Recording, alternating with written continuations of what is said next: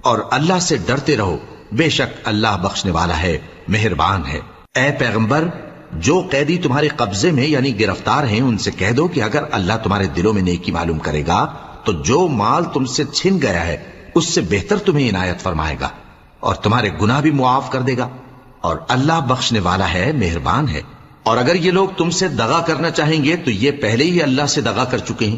تو اس نے ان کو تمہارے قبضے میں کر دیا، اور اللہ دانا ہے، حکمت والا ہے۔ جو لوگ ایمان لائے اور جنہوں نے ہجرت کی اور اللہ کی راہ میں اپنے مال اور جان سے لڑے، وہ اور جنہوں نے ہجرت کرنے والوں کو جگہ دی اور ان کی مدد کی، وہ آپس میں ایک دوسرے کے رفیق ہیں۔ اور جو لوگ ایمان تو لے آئے لیکن ہجرت نہیں کی، تو جب تک وہ ہجرت نہ کریں تم کو ان کی رفاقت سے کچھ سروکار نہیں،